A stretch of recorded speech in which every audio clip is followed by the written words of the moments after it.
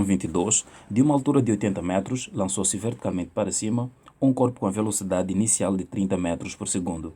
Considera um sistema de referência com origem no solo, dirigido verticalmente para cima e usando aceleração de gravidade igual a 10 metros por segundo ao quadrado. Durante quanto tempo o corpo subiu? Qual foi a altura máxima alcançada? Portanto, para responder esta questão, primeiro teremos que esquematizar o problema. Então, temos aqui, mais ou menos, uma altura, não é? De 80 metros, a partir do solo. Foi lançado um corpo verticalmente para cima, com uma velocidade inicial de 30 metros por segundo, sendo que a nossa aceleração de gravidade vale 10 metros por segundo ao quadrado.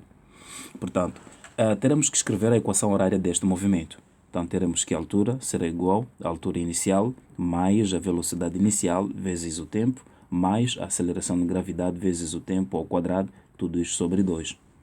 E teremos que escrever a equação da velocidade, teremos que a velocidade será igual à velocidade inicial mais a aceleração de gravidade vezes o tempo, não é? Sendo que o corpo, como foi atirado para cima, temos que entender que a aceleração da gravidade atua verticalmente para baixo e, portanto, o corpo foi lançado no sentido contrário, o que quer dizer que teremos a aceleração de gravidade com o valor negativo. Portanto, utilizando a expressão da velocidade, conseguimos perceber que no ponto máximo, não é? No ponto onde a altura será máxima, a velocidade final, não é? Será nula, porque é a partir deste ponto que o corpo terá que voltar, portanto, ao solo. Então, utilizando esta expressão da velocidade, conseguimos perceber que a velocidade final será zero, não é? Como sendo igual à velocidade inicial. Substituímos com a velocidade ali dada, que é 30 metros, não é? Por segundo, não é? Menos o valor da aceleração de gravidade, conforme já havia explicado, que como o corpo foi lançado no sentido contrário à atuação da aceleração de gravidade, ficamos com 10 vezes o tempo.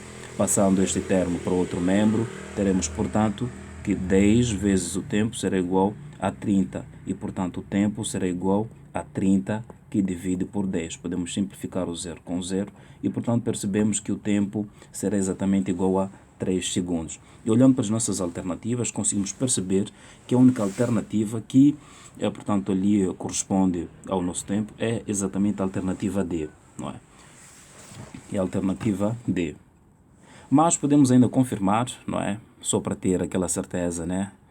Que realmente os dados estão a jogar, porque há casos em que o examinador acaba confundindo os dados e nenhuma das alternativas pode corresponder, não é? Mas para o nosso exercício a alternativa D é que corresponde, é que verifica, portanto, a nossa solução. Vamos lá substituir o tempo na nossa equação horária do movimento para verificar a altura máxima ali alcançada. Então, teremos que a altura será igual à altura inicial. O corpo foi lançado a partir de um ponto, não é, cuja distância até o solo é de 80 metros. Teremos 80 mais a velocidade inicial é de 30 vezes o tempo corresponde a 3 segundos, não é? Mais, no caso, a aceleração de gravidade temos que entender que assume um valor negativo. Teremos 10 vezes o tempo ao quadrado. Portanto, o tempo por nós determinado vale 3 segundos. Portanto, teremos 3 ao quadrado. Tudo isto que vai ter que dividir por 2. E, portanto, isto será igual a 80 mais 30 vezes 3 vai nos dar 90, menos 10 que divido por 2 vai dar 5, não é? Vezes 9, não é? E, portanto, conseguimos perceber que 80 mais 90 vai nos dar 170, menos 5 vezes 9 vai nos dar 45. E, portanto, 170 menos 45, isto vai nos dar 125 metros. E atenção, conforme estava a explicar, que às vezes o examinador acaba colocando dados que não correspondem, a gente pode ver aqui que o último pedido é qual foi a altura máxima alcançada, não é? E a altura, portanto, a unidade da altura no sistema internacional é em metros, mas aqui a gente consegue ver que em todas as alternativas ela foi dada em metros por segundo, e metros por segundo é a unidade no sistema internacional da velocidade. Portanto, ficamos com a alternativa D. Número 23. Um corpo de massa 2 kg desliza num plano inclinado de atrito desprezível que forma um ângulo de 30 graus com a horizontal. Determina a aceleração do corpo em metros por segundo ao quadrado, usando a aceleração de gravidade como sendo igual a 10 metros por segundo ao quadrado. Muito bem. Para resolver este problema, basta apenas que a gente represente todas as forças que atuam ao longo, portanto, deste bloco, não é? Deste corpo que se encontra no plano inclinado. E a gente tente perceber ao certo o que ali, portanto, está a acontecer, não é? Vamos aqui fazer um zoom e representar as forças que aqui atuam, para mais ou menos a gente perceber qual será o procedimento deste problema. Primeiro vamos representar a força peso, não é? Que é uma força que atua no centro geométrico da figura, não é? Para baixo atua uma força chamada força peso, não é?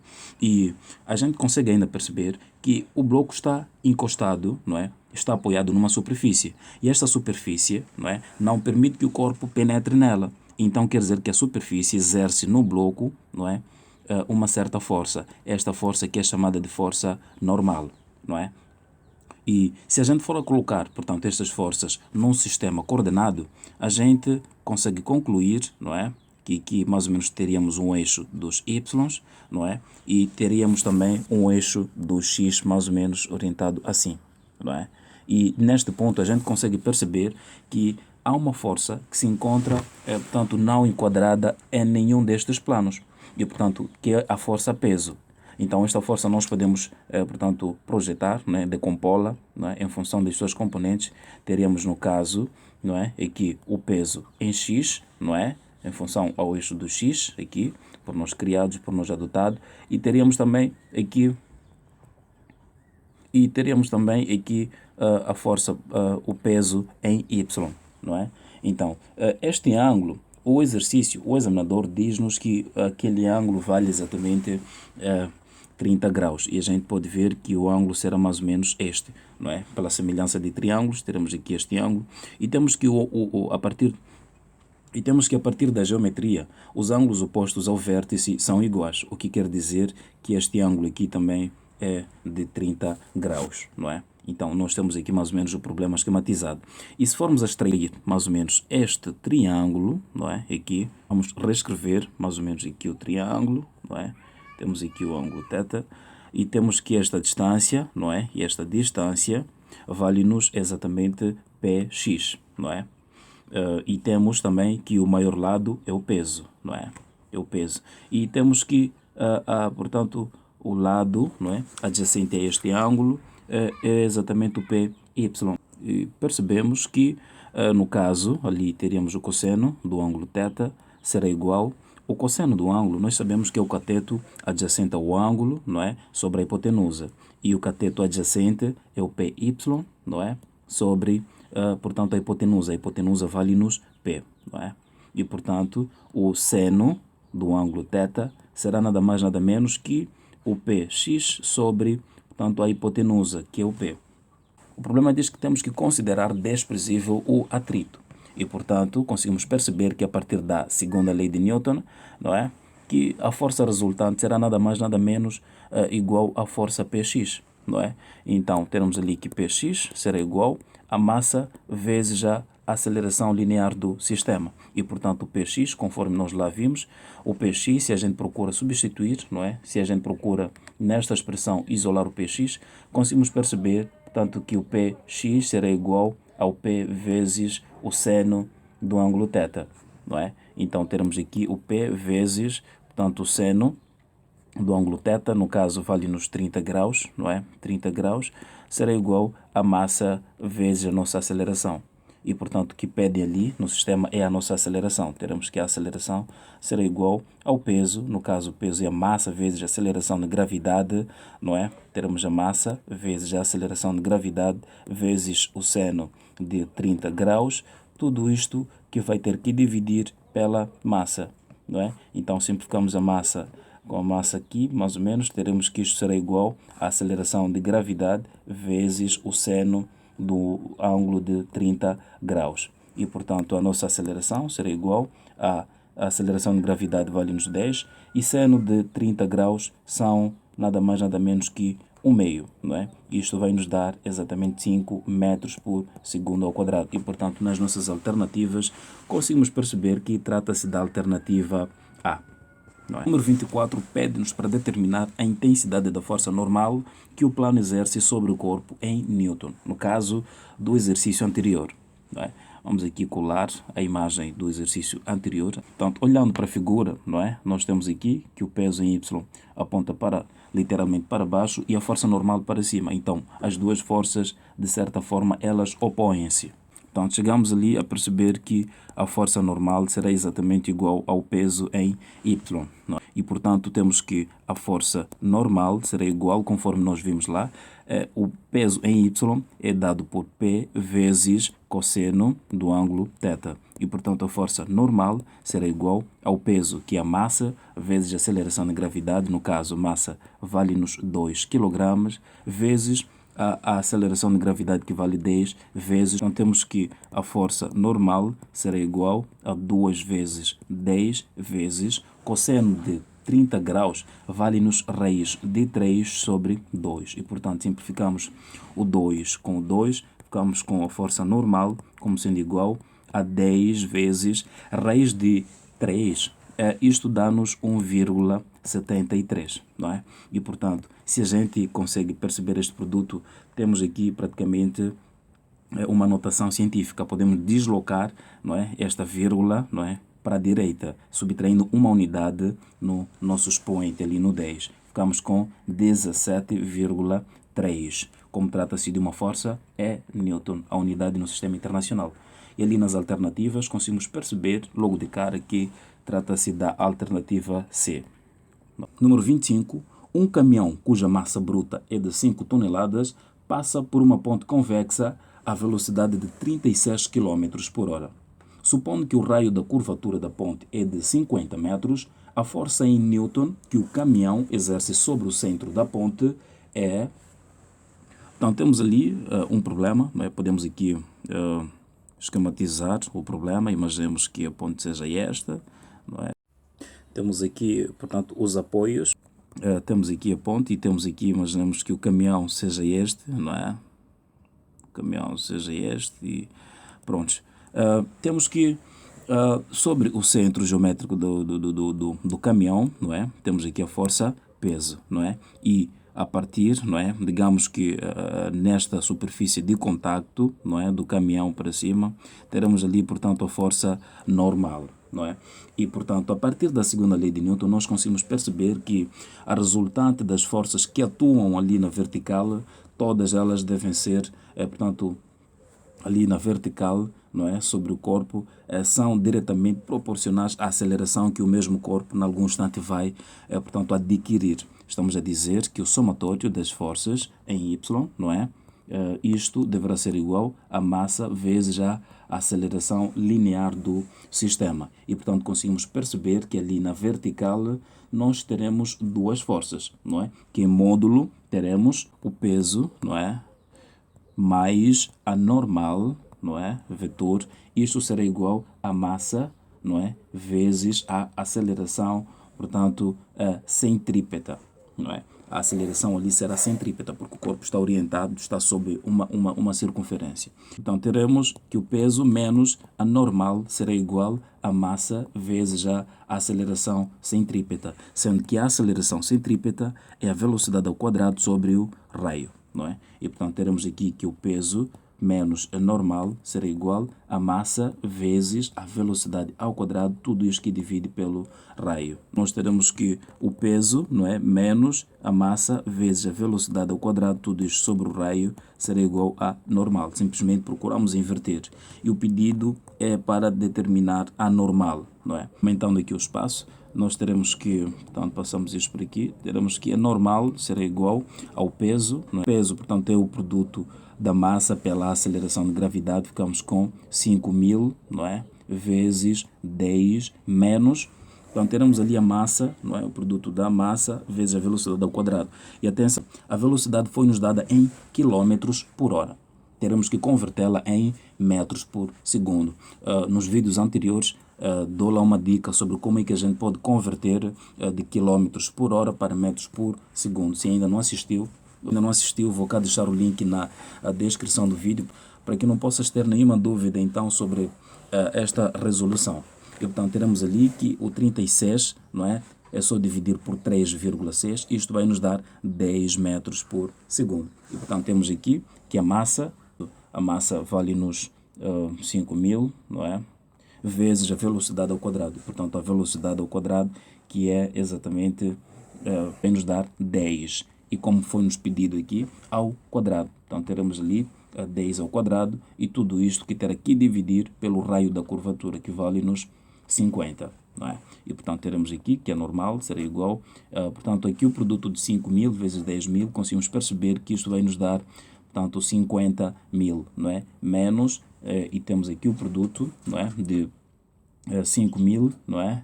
Vezes o 10 ao quadrado, isto vai nos dar 100, não é?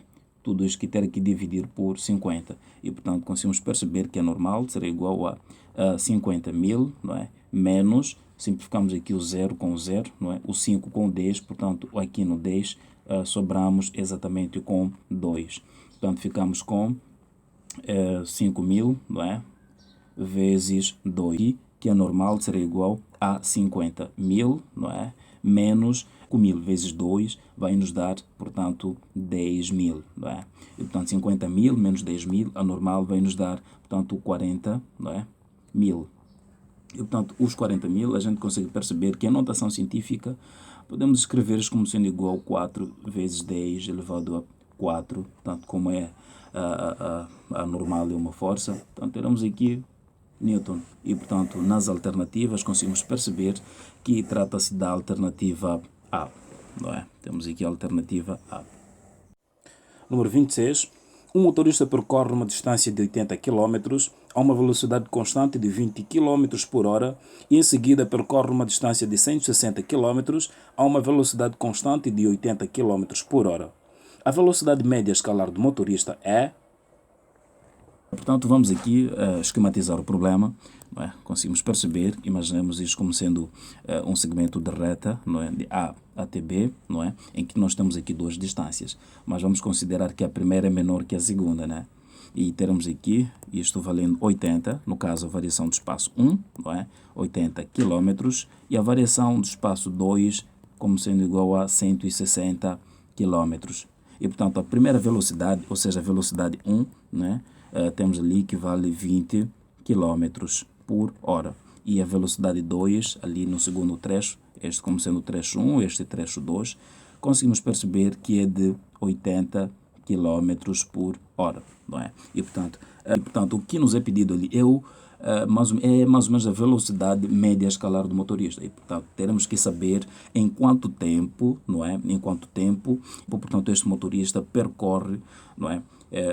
Este todo segmento aqui da reta, não é? Em quanto tempo ele faz isto? O tempo 1 será igual à variação do espaço 1 sobre, portanto, a velocidade 1. E, portanto, o tempo 1, isto vai nos dar a variação do espaço 1. Isto vai nos dar 80 sobre, portanto, a velocidade 20. Portanto, simplificando o 0 com 0, isto vai nos dar, porque, portanto, ele fez este primeiro trecho em exatamente 4 horas, não é? Assim podemos determinar também o tempo 2, que é o tempo 2, como sendo igual ao espaço, não é? Ali percorrido, que é de 160, que divide pela velocidade, que é de 80 km por hora. Portanto, simplificando ali o 0 com 0, ficamos com 16 sobre 8. E sem se esquecer que 16 é nada mais nada menos que 8 vezes 2, tudo isso que divide por 8. Portanto, simplificando 8 com 8, percebemos que o tempo 2 vale exatamente 2 horas, o que leva-nos a concluir, não é, que o tempo total será nada mais nada menos que o tempo 1 mais o tempo 2 e, portanto, teremos 4, não é, mais 2, portanto, teremos 6 horas, não é? Portanto, conseguimos perceber ali que o motorista fez 6 horas para percorrer os dois trechos. E, portanto, a velocidade média escalar, não é? Ela é dada pela distância total, pelo tempo gasto, portanto, para percorrer esta mesma distância, não é? E, portanto, temos ali que a distância total, não é? Vai nos dar 80 mais 160. Tudo isto que vai ter que dividir pelo tempo total, que é de 6 horas. E, portanto, isto vai nos dar, portanto, 240, que divide por 6. E como estamos diante de um exame de admissão, e a gente não tem máquina calculadora, podemos simplesmente simplificar isto, não é? Teremos aqui 24 multiplicando por 10, que vai dar 240, não é? Vezes 6. E sem se esquecer que 24, não é? É o mesmo que escrever, portanto, 6 vezes 4, não é? Vezes 10, não é? E tudo isso que vai ter que dividir por 6. E aqui a gente simplifica o 6 com 6 e logo de seguida concluímos que a velocidade média escalar vai nos dar nada mais nada menos que 4 vezes 10, que este produto com certeza dá-nos 40, não é? Quilômetros por hora. Olhando nas nossas alternativas, com certeza temos aqui em grande a alternativa D. Número 27. O sistema inicialmente em repouso dispara horizontalmente um projétil de 20 kg de massa que sai com velocidade igual a 1,2 vezes 10 elevado a 2 metros por segundo. A massa do conjunto canhão-carinho é de 2,4 vezes 10 elevado a 3 kg.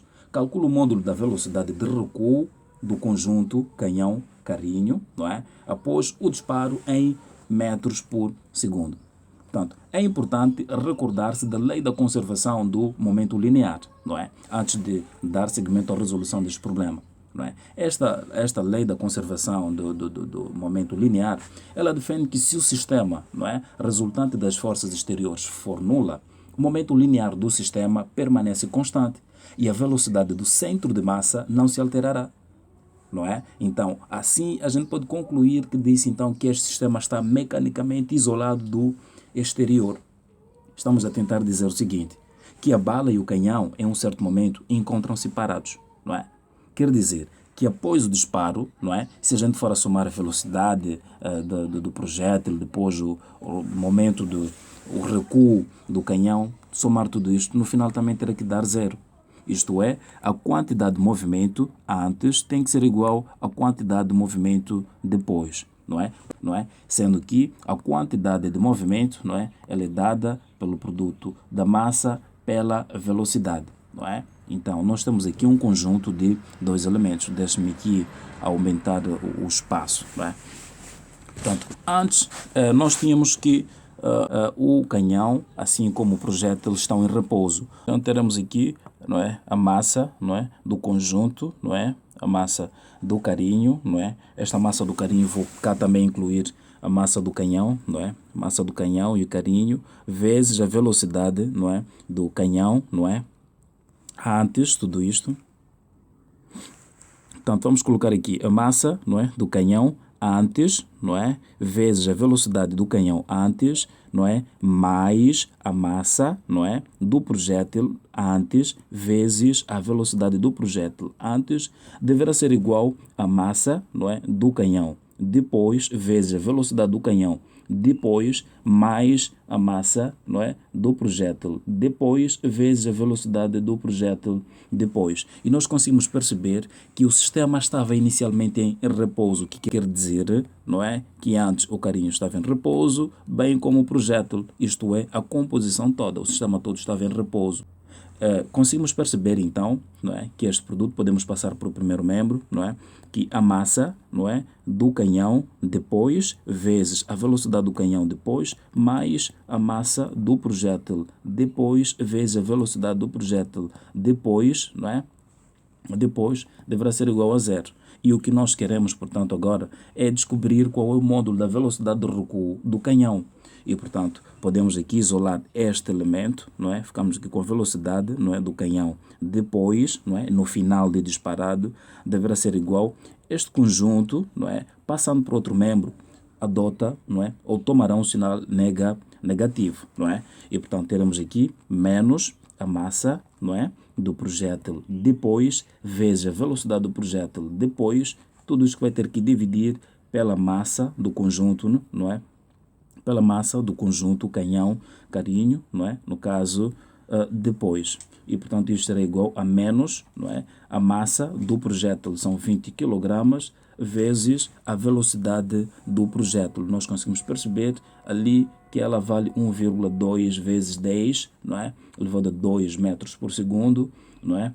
Tudo isso que vai ter que dividir pela massa do conjunto, que é de 2,4 vezes 10 elevado a 3 kg. Deixa-me aqui aumentar o espaço. Então, temos ali que a velocidade, não é, do canhão depois será igual a menos, não é? Temos ali 20 vezes 1,2 nós podemos deslocar esta vírgula para a direita, né, subtraindo uma unidade no 10 elevado a 2, ficando assim com 12 vezes 10 apenas, não é? Tudo isso que vai ter que dividir por o mesmo faremos com o 2,4. Teremos, portanto, 24 vezes 10 elevado a 2, sendo que podemos simplificar este 10 com igual a menos, não é? 20 vezes 12, que vai ter que dividir por 12 vezes 2 vezes 10. Simplificando 0 com 0, a gente percebe que sobramos com 2 e simplificamos com 2. E, portanto, 12 simplificamos com 12. Isto vai nos dar menos 1 metro por segundo. Portanto, este sinal negativo, não é? Aqui na lei da conservação do momento linear, chama-se recuo, não é? Recuo. E já que o problema diz calcula a velocidade de recuo, então a nossa alternativa é a alternativa A. No instante, tempo de queda igual a 0, uma pedra é abandonada com velocidade nula de um ponto situado nas proximidades da superfície a uma altura h, determine o tempo de impacto com o solo. Portanto, nós podemos escrever a equação horária, não é, do movimento, não é, aqui da queda, temos que a altura, não é, em função do tempo será igual à altura inicial, não é, mais a velocidade inicial vezes o tempo, não é, mais a aceleração de gravidade vezes o tempo ao quadrado sobre 2. E é importante recordar que sempre que a gente tiver um problema é necessário orientar, indicar a trajetória, se é de cima para baixo ou de baixo para cima. Isto nos ajuda a determinar o sinal da aceleração de gravidade. E no caso, o problema diz que a pedra foi abandonada. Olhando para a situação, segundo o esquema que nós aqui temos, o referencial, não é, começa de cima para baixo e, portanto, neste ponto inicial consideramos que a altura inicial vale-nos 0. E se a altura inicial era 0 e o tempo de contagem começou em 0, de certeza que a velocidade inicial também será 0. E, portanto, podemos aqui simplificar isto, vai nos dar 0, bem como a velocidade inicial também vai nos dar 0, sendo que a nossa altura será igual à aceleração de gravidade vezes o tempo ao quadrado, tudo isso sobre 2. Não é? Como o objetivo é saber, não é, o tempo de impacto com o solo, podemos isolar o tempo. Então, ficamos aqui com o tempo ao quadrado, será igual a 2 vezes h, que vai ter que dividir pela aceleração de gravidade. Portanto, o tempo, não é, ao quadrado, podemos levar tudo isto na raiz, será igual ao 2 vezes, não é, h, que vai ter que dividir por g. E simplificando a raiz com 2, conseguimos perceber aqui, portanto, que o tempo será igual à raiz de 2 vezes a altura sobre a aceleração de gravidade. E a ter que olhar nas nossas alternativas, ficamos com a alternativa B. Uma partícula eletrizada penetra num campo com velocidade v perpendicularmente a um campo magnético que sai do papel. O sinal da carga elétrica está indicado na partícula. Determina a orientação do vetor da força magnética. Segundo a regra da mão direita, nós conseguimos perceber que quando tivermos, portanto, uma partícula, não é? Portanto, ali introduzida em um campo, temos que primeiro olhar o sinal da partícula que se encontra ali inserida naquele campo e o ângulo que a partícula faz com, portanto, o campo, portanto, magnético. Nós conseguimos perceber que a partícula, não é, entrou em um campo cujas linhas de força, conforme indica o exercício, saem do papel, não é? Saem do papel. Imaginemos que estas linhas de força vão direto para os seus olhos, não é? Então, o que acontece? Aqui a força magnética, de certeza que estará indicada para baixo, não é? Portanto, ficando assim com a alternativa B. Considera o esquema abaixo. Quando liga-se a chave K no ponto X, o amperímetro ideal A acusa uma intensidade da corrente elétrica a 250 mA. Ligando a chave em X, calcule a força eletromotriz. Então, temos aqui portanto, um circuito, não é? Um circuito elétrico, não é? Envolvendo um capacitor e resistências, não é? Pede-nos para determinar a força eletromotriz, não é? A tensão, no caso. Nós conseguimos perceber a partir do esquema, não é? Vamos aqui ver, temos aqui uma resistência, não é? Temos aqui o amperímetro, não é? Ligado, não é? Passa daqui, vem, e o circuito vem mais ou menos aqui. Temos uma resistência e imaginamos que o circuito fosse mais ou menos este. Nós teríamos nada mais, nada menos que um circuito igual a este, não é? Um circuito igual aqui, nós temos um amperímetro, temos aqui uma resistência, temos algo mais ou menos assim, não é? Aqui teríamos uma bateria, não é? No caso, a força eletromotriz, não é? Então, olhando para esta resistência, vale-nos 1 ohm. E esta resistência vale-nos 23 ohms. E este circuito em si lembra-nos um circuito, não é, cujas resistências estão associadas em série. Não é? E na associação em série de resistência, a resistência total é dada pela soma das suas resistências. Então, teremos aqui que a resistência equivalente será igual à resistência 1 mais a resistência 2. E, no caso, a resistência equivalente será igual a 1 mais 23. Isto vai nos dar 24 ohms. Não é? E sendo que a resistência, no caso total, é igual a 24 ohms, então estamos a dizer que a intensidade, conforme lá nos deram no exercício anterior, vale-nos exatamente 250 miliamperes em um submúltiplo. Portanto, mili significa 10 elevado a menos 3, não é? Então, temos aqui, não é? Nós temos ali a resistência total e temos a corrente total que circula. E a partir da lei de Ohm, não é? Nós conseguimos perceber que para um condutor a uma temperatura constante, a intensidade da corrente que percorre é diretamente proporcional à tensão aplicada nos seus terminais. Não é? Estamos a dizer que a tensão será igual à resistência vezes a intensidade e, portanto, a nossa tensão será igual à resistência, vale-nos 24, vezes a corrente vai nos dar, portanto, 250, no caso podemos escrever 25 vezes 10 elevado a menos 2. E, portanto, esta tensão vai nos dar 600 vezes 10 elevado a menos 2. E em notação científica, isto é 6 vezes 10 elevado a 2 menos 2, e que será igual a 6 volts. E olhando nas nossas alternativas, chegamos logo de cara a concluir que trata-se da alternativa D. 5 amperes. A resistência vale 10 ohms. E L é um cilindro, não é, de um material cuja resistividade é de 5 vezes 10 elevado a menos 5 ohm por metro, com 2 milímetros quadrados de área de secção transversal, que funciona com reóstato. Determina o menor valor de X em metros para que o fusível não se queime quando aplica-se, não é, nos terminais A e B uma tensão de 100 volts. Este problema é muito simples de resolver se tomarmos em consideração alguns pequenos aspectos. Não é?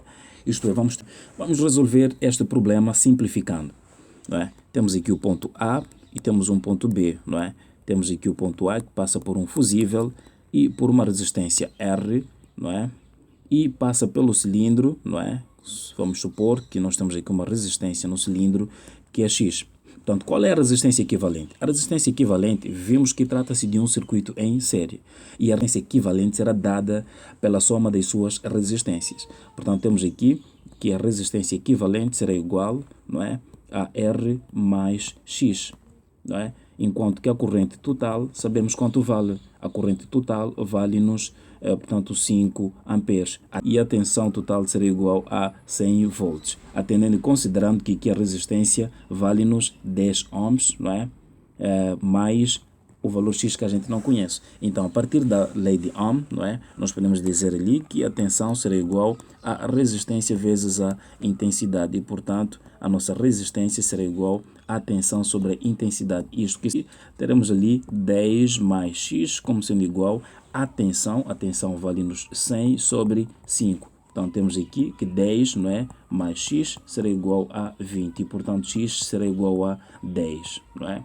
Temos ali que o valor do X deverá ser igual a 10. Ou seja, nós queremos uma resistência, não é, ali no cilindro correspondente a 10, não é? 10 ohms, não é? Portanto, vamos ter que definir a resistência. O que é a resistência elétrica? A resistência elétrica é a dificuldade que o condutor oferece, não é, à passagem da corrente elétrica. Portanto, temos que a resistência será igual à resistividade vezes, não é, ali o comprimento sobre a área da secção transversal, não é?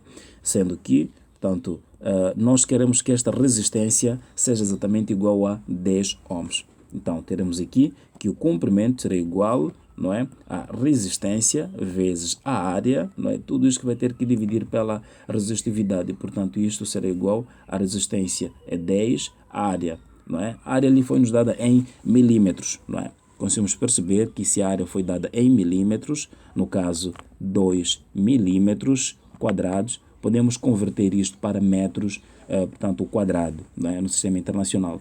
Teremos, portanto, 2 vezes 1000, são 10 elevado a menos 3. Então, teremos 10 elevado a menos 3, não é? Vezes o metro, tudo isto ao quadrado. E, portanto, nós vemos aqui que isto será 2 vezes 10 elevado a menos 6 metros quadrados, não é? Então, teremos 2 vezes 10 elevado a menos 6 metros quadrados, tudo isso que vai ter que dividir pela resistividade, e que ela vale 5 vezes 10 elevado a menos 5, não é?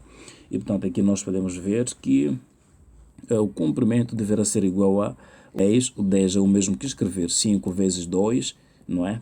Temos aqui de novo 2 vezes 10 elevado a menos 6. Tudo isto que vai ter que dividir por 5 vezes 10 elevado a menos 5. Portanto, o 5 simplificamos com 5 e, portanto, aqui ficamos com 4 vezes 10 elevado a menos 6 mais 5. Isto vai nos dar 4 vezes 10 elevado a menos 1. E em notação científica podemos escrever isto como sendo 0,4 metros. E olhando nas nossas alternativas, ali podemos concluir, né? Vemos que é, portanto, a alternativa A, né? É a opção A.